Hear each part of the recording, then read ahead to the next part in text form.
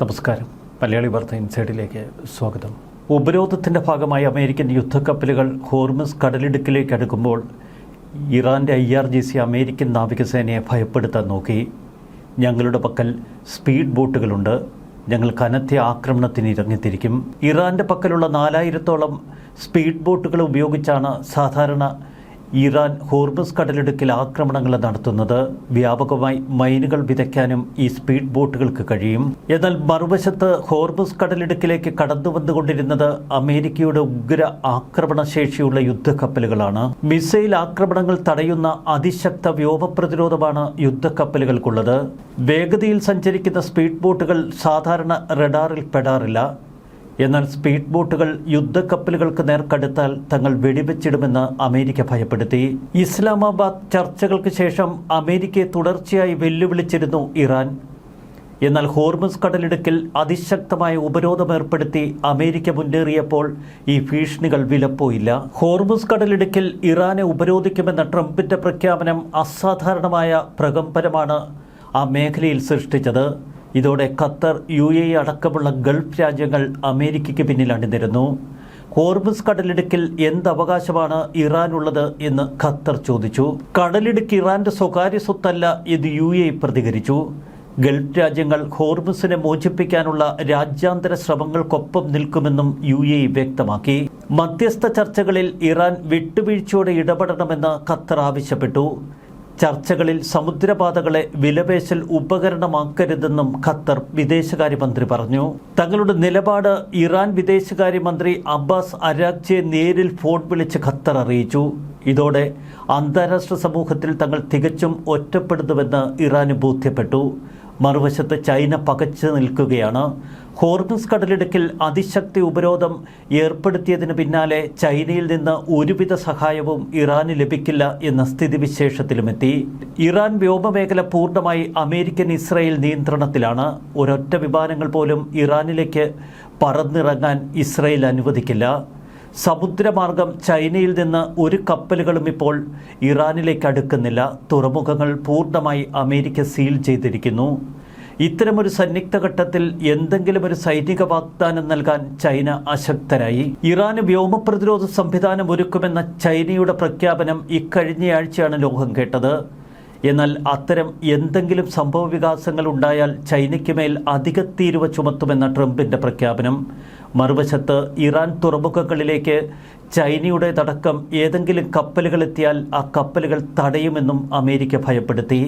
China പിന്നോട്ട് മാറിയപ്പോൾ തങ്ങൾ തികച്ചും ഒറ്റപ്പെട്ടുവെന്ന് ഇറാന് ബോധ്യപ്പെട്ടു. മറുവശത്ത് കനത്ത സാമ്പത്തിക തകർച്ച. ഇറാനെ സാമ്പത്തിക തീവ്രവാദി എന്നാണ് ട്രംപ് മുദ്രകുത്തിയത്. ഹോർമുസ് കടന്നാൽ ഇറാന്റെ ഏത് കപ്പലും മുക്കുമെന്ന് ട്രംപ് വീണ്ടും പ്രഖ്യാപിച്ചു. ഹോർമുസിലൂടെയുള്ള കപ്പൽ ഗതാഗതം തടസ്സപ്പെടുത്തുന്ന ഇറാന്റെ നടപടി സാമ്പത്തിക തീവ്രവാദമെന്നാണ് ട്രംപ് വിശേഷിപ്പിച്ചത്. ഇതേ നിലപാട് തുടർന്നാൽ ഇറാന്റെ ഒരു കപ്പലുകളും ഇനി ഹോർമുസ് കടക്കത്തേയില്ല. ഇറാൻ പൂർണ്ണമായും ഉപരോധിക്കപ്പെട്ടിരിക്കുന്നുവെന്ന് അവർക്ക് ബോധ്യപ്പെട്ടു. തൊട്ടുപിന്നാലെ രാജ്യാന്തര നിയമങ്ങൾ അനുസരിച്ച് സമാധാന ചർച്ചകൾ തുടരുമെന്ന് ഇറാൻ പ്രസിഡന്റ് മസൂദ് പെസഷ്കിയാന്റെ പ്രഖ്യാപനം. ഹോർമുസ് കടലിടുക്കിൽ US ഏർപ്പെടുത്തിയ ഉപരോധം മൂലം ഇറാന് പ്രതിദിനം $435 ദശലക്ഷം സാമ്പത്തിക നഷ്ടമുണ്ടാകുന്നു എന്ന് വാൾസ്ട്രീറ്റ് ജേണൽ റിപ്പോർട്ട് ചെയ്യുന്നു. ഏകദേശം 4081 കോടി രൂപ. ഇതോടെ ഇറാനിൽ വലിയ വിലക്കയറ്റം, അവശ്യ സാധനങ്ങളുടെ ലഭ്യത മുടങ്ങുമെന്ന് ഇറാനികൾ ഭയപ്പെട്ടു. രാജ്യത്ത് സാമ്പത്തിക അരാജകത്വമുണ്ടായാൽ ജനങ്ങൾ തെരുവിലിറങ്ങുമെന്നും ഭരണകൂടത്തിനെതിരെ വീണ്ടും പ്രക്ഷോഭം ഉയരുമെന്നും ഭരണകൂടം ഭയപ്പെട്ടു. 2 ആഴ്ച വെടിനിർത്തൽ കാലാവധി അവസാനിക്കുന്നത് ഏപ്രിൽ 21-ന്.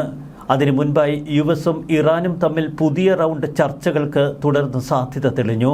ഈ ആഴ്ച അവസാനം വ്യാഴാഴ്ച തന്നെ ചർച്ചകൾ നടക്കുമെന്നാണ് ഇപ്പോൾ ഇറാൻ സൂചിപ്പിക്കുന്നത്. തിങ്കളാഴ്ച മുതൽ ആരംഭിച്ച ഉപരോധം എണ്ണ, വളം, ഭക്ഷണം തുടങ്ങി അവശ്യ വസ്തുക്കളുടെ നീക്കത്തെ സാരമായി ബാധിച്ചിരിക്കുന്നു.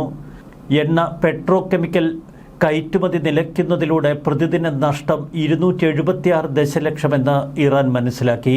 ഇറാന്റെ എണ്ണ കയറ്റുമതിയുടെ 90% പേർഷ്യൻ ഗൾഫിലെ കാർക്ക് ദ്വീപ് വഴിയാണ്. നിലവിലെ ഉപരോധം ഈ പാതയെ പൂർണ്ണമായും തടസ്സപ്പെടുത്തി. ഇതോടെ ഇറാനിൽ വലിയ വിലക്കയറ്റത്തിന് തുടക്കമായി. ഉപരോധം എത്രത്തോളം കർശനമാകുമെന്ന് ഇറാനികൾ തിരിച്ചറിഞ്ഞു. ഇറാന്റെ യഥാർത്ഥ നഷ്ടം ഇതിലും അപ്പുറം എന്നാണ് വിദഗ്ധർ പറയുന്നത്. നിലവിൽ കടലിൽ വിവിധ കപ്പലുകളിലായി ഏകദേശം 154 ദശലക്ഷം ബാരൽ എണ്ണ ഇറാന്റേതായി ഉണ്ട് എന്നും ഇത് ഹ്രസ്വകാലത്തേക്കുള്ള ആഘാതം കുറയ്ക്കാൻ സഹായിക്കുമെന്നും വിദഗ്ധർ പറയുന്നു. എന്നാൽ ഇറാൻ അരാജകത്വത്തിൽ നിന്ന് അരാജകത്വത്തിലേക്ക് മാറിക്കൊണ്ടിരിക്കുന്നുവെന്ന് ഭരണകൂടം തിരിച്ചറിഞ്ഞു. പാകിസ്ഥാന്റെ മധ്യസ്ഥതയിൽ ഇസ്ലാമാബാദിലെ സെറീന ഹോട്ടലിൽ നടന്ന 20 മണിക്കൂർ ചർച്ചയാണ് ഒടുവിൽ പൊളിഞ്ഞടുങ്ങിയത്. യുറേനിയം സമ്പുഷ്ടീകരണം മരവിപ്പിക്കുന്ന കാലയളവിനെ ചൊല്ലിയുള്ള തർക്കം പിന്നീട് രൂക്ഷമായ വാഗ്വാദത്തിലേക്ക് കടന്നു. ഇറാൻ അവരുടെ യുറേനിയ സമ്പുഷ്ടീകരണ പ്രവർത്തനങ്ങൾ 20 വർഷത്തേക്ക് നിർത്തിവെക്കണമെന്ന ആവശ്യമാണ് US മുന്നോട്ട് വെച്ചത്. എന്നാൽ ഇത് പരമാവധി 5 വർഷം മാത്രമേ സാധ്യമാകൂ എന്ന് ഇറാൻ വാശി പിടിച്ചു. പിന്നീട് 12.5 വർഷത്തെ ഇടക്കാല കാലാവധി എന്ന് നിർദ്ദേശമുയർന്നു. എന്നാൽ ഇരുപക്ഷവും അതിനോട് പൂർണ്ണമായി യോജിച്ചില്ല. ഇറാന്റെ ആഭ്യന്തര സമ്പുഷ്ടീകരണ പ്രവർത്തനങ്ങൾ എന്നേക്കുമായി അവസാനിപ്പിക്കുമെന്ന മുൻ നിലപാടിൽ നിന്ന് US പിന്നോട്ടു പോകില്ല എന്ന് JD വാൻസ് വാശി പിടിച്ചു. ഹോർമുസ് കടലിടുക്കിലെ നീക്കങ്ങൾ നീക്കുന്നത് സംബന്ധിച്ച രൂക്ഷമായ വാഗ്വാദവും ചർച്ചയിൽ ഉടലെടുത്തു.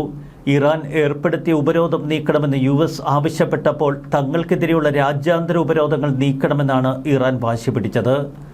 ചർച്ചകൾക്കിടയിൽ ഇറാൻ വിദേശകാര്യമന്ത്രി അബ്ബാസ് അരാക്ചി കടുത്ത ഭാഷയിൽ പ്രതികരിച്ചു. മുൻപ് ജനീവയിൽ ചർച്ചകൾ നടക്കുമ്പോൾ ആക്രമിക്കില്ല എന്ന് US ഉറപ്പു നൽകിയിരുന്നു. എങ്കിലും 2 ദിവസത്തിനുള്ളിൽ USഉം ഇസ്രയേലും സംയുക്തമായി തങ്ങൾക്ക് നേരെ ആക്രമണം തൊടുത്തുവെന്നാണ് ഇറാൻ പറഞ്ഞത്. നിങ്ങളെ അതുകൊണ്ട് തന്നെ എങ്ങനെ വിശ്വസിക്കുമെന്ന അരാക്ചിയുടെ ചോദ്യം. ഇതോടെ ചർച്ചാമുറിയിൽ വലിയ വാഗ്വാദം. ചർച്ചകൾ 80% വിജയത്തിലെത്തിയെന്നായിരുന്നു പൊതുവെ കരുതപ്പെട്ടിരുന്നത്. എന്നാൽ അപ്രതീക്ഷിതമായി അരാക്ചിയും JD വാൻസും തമ്മിലുണ്ടായ വാഗ്വാദം ചർച്ചകളെ ഇടയ്ക്ക് വെച്ച് തളർത്തിക്കളഞ്ഞു. ചർച്ചകൾ പരാജയപ്പെട്ടതിന് തൊട്ടുപിന്നാലെ ഇറാൻ തുറമുഖങ്ങൾ US സൈന്യം ഉപരോധിച്ചു. ഇത്തരമൊരു നീക്കം ഇറാൻ പ്രതീക്ഷിച്ചതേയില്ല. ഇറാന്റെ ഭാഗത്ത് നിന്ന് എന്തെങ്കിലും പ്രത്യാക്രമണമുണ്ടായാൽ ആണവായുധം ഉപയോഗിച്ച് ആക്രമിക്കുമെന്നുവരെ അവിടെ ചില സൂചനകൾ കൈമാറി. 1979 ഇസ്ലാമിക വിപ്ലവത്തിന് ശേഷം വാഷിംഗ്ടണും ടെഹ്റാനും തമ്മിൽ നടക്കുന്ന ഏറ്റവും ഉയർന്ന തലത്തിലുള്ള നേരിട്ടുള്ള ചർച്ചകൾ. അതാണ് എല്ലാറ്റിനും ഒടുവിൽ പൊളിഞ്ഞത്. ചർച്ചകൾ ഏകദേശം 20 മണിക്കൂറിലധികം നീണ്ടുനിന്നു എന്നാണ് അന്താരാഷ്ട്ര മാധ്യമങ്ങൾ പറയുന്നത്. കരാറിലെത്താൻ 80% സാധ്യതയുണ്ട് എന്ന റിപ്പോർട്ടുകൾ പുറത്തു വന്നതിന് തൊട്ടുപിന്നാലെയാണ് ഇരു കൂട്ടർക്കുമിടയിൽ തർക്കങ്ങൾ ഉടലെടുത്തത്. തർക്കങ്ങൾ രൂക്ഷമായപ്പോൾ JD വാൻസ് പുറത്തേക്കിറങ്ങി. ഇസ്രയേൽ പ്രധാനമന്ത്രി ബെഞ്ചമിൻ നെതന്യാഹു വിളിച്ചു. തുടർന്ന് ചർച്ചകൾ അവസാനിപ്പിച്ച് പ്രതിനിധി സംഘം നേരെ US തിരിച്ചു. ചർച്ചാമുറിയിൽ ഫോണുകൾ ആരും കൈവശം വയ്ക്കരുത് എന്ന നിർദ്ദേശമുണ്ടായിരുന്നു. ഒരു വശത്ത് ഇറാൻ പ്രതിനിധി സംഘം, മറുവശത്ത് US പ്രതിനിധി സംഘം. ചർച്ചകൾക്കായി സെറീന ഹോട്ടലിൽ മറ്റൊരിടം. ചർച്ചകളുടെ ഇടവേളകളിൽ പുറത്തിറങ്ങി അതത് രാജ്യങ്ങളുമായി പ്രതിനിധികൾ സംസാരിക്കും. അത്തരമൊരു സംഭാഷണത്തിലാണ് ബെഞ്ചമിൻ നെതന്യാഹുവുമായി JD വാൻസ് സംഭാഷണം നടത്തിയത്. ഇതോടെ ചർച്ചാഗതി മാറി എന്ന് ഇറാൻ വിലയിരുത്തുന്നു. തുടർന്ന് അമേരിക്ക പ്രഖ്യാപിച്ച ഹോർമുസ് ഉപരോധം തന്നെയാണ് ഇറാനെ മുട്ടുകുത്തിച്ചിരിക്കുന്നത്. കടുത്ത സാമ്പത്തിക ഉപരോധം അവർക്ക് മുന്നിൽ. മറുവശത്ത് രാജ്യം നിശ്ചലമായി പോകുമെന്ന പേടി. അന്താരാഷ്ട്ര തലത്തിൽ തങ്ങൾ ഒറ്റപ്പെടുന്നുവെന്ന തോന്നൽ. ഈ മാസം 21-ാം തീയതി വെടിനിർത്തൽ അവസാനിക്കുന്ന വേളയിൽ ഇസ്രയേലും അമേരിക്കയും ചേർന്ന് അതിരൂക്ഷമായി തങ്ങളെ ആക്രമിക്കുമെന്ന തിരിച്ചറിവും ഇറാന് ശക്തമാണ്. അതുകൊണ്ട് തന്നെയാണ് ഒടുവിൽ ചർച്ചാമേശയിലേക്ക് വീണ്ടും ഇറാൻ എത്തുന്നത്. സമാധാന കരാർ എന്ന ഒരൊറ്റ പോംവഴി മാത്രമാണ് ഇറാന് മുന്നിലുള്ളത്. ഇത് ട്രംപിന്റെ വിജയമാണ് എന്ന് അമേരിക്ക ഉറക്കെ പറയുന്നു. ഇറാന്റെ തുറമുഖങ്ങൾക്കും തീരപ്രദേശങ്ങൾക്കും ചുറ്റും 15-ലധികം യുദ്ധക്കപ്പലുകളാണ് അമേരിക്ക ഇപ്പോൾ വിന്യസിച്ചിരിക്കുന്നത്. USS ട്രിപ്പോളി എന്ന ആംപിയസ് അസോൾട്ട് കപ്പൽ അറബിക്കടലിൽ നിന്ന് ഇറാൻ ലക്ഷ്യമാക്കി നീങ്ങിത്തുടങ്ങി. പട്ടാളക്കാരെ കരയിലിറക്കാനും നാവിക വ്യോമസേനകളെ സഹായിക്കാനും ഒരുപോലെ കഴിയുന്നതാണ് ആംഫിബിയസ് അസോൾട്ട് കപ്പലുകൾ. വെനിൻസുലൻ മോഡൽ ഉപരോധമായിരുന്നു ട്രംപ് പദ്ധതിയിട്ടത്. ഇറാന്റെ എണ്ണ കയറ്റുമതി പൂർണ്ണമായും തടയും എന്ന പ്രഖ്യാപനത്തിലൂടെ. ഹോർമുസ് കടലിടുക്കിൽ എണ്ണയിൽ തുടങ്ങി ഒടുവിൽ എണ്ണയിൽ ഒടുങ്ങുകയാണ് ഇറാന്റെ മോഹങ്ങൾ. മിഡിൽ ഈസ്റ്റിൽ US സൈന്യത്തിന് 16 യുദ്ധക്കപ്പലുകളുണ്ട്. ഈ 16 യുദ്ധക്കപ്പലുകളും ഇറാൻ എന്ന ഒറ്റ ലക്ഷ്യത്തിലേക്ക് തിരിഞ്ഞു നിൽക്കുന്നു. നാവികസേനയുടെ ശക്തമായ മുന്നറിയിപ്പ്. ഈ മാസം 21-ാം തീയതി വെടിനിർത്തൽ അവസാനിക്കുന്ന വേള അത് താങ്ങാൻ ഇറാന് കഴിയില്ല എന്നവർ മനസ്സിലാക്കി. ഒടുവിൽ വീണ്ടും സമാധാന ചർച്ചയ്ക്കായി മറ്റൊരു മേശയിലേക്ക്. ന്യൂസ് ഡെസ്ക് മലയാളി വാർത്ത.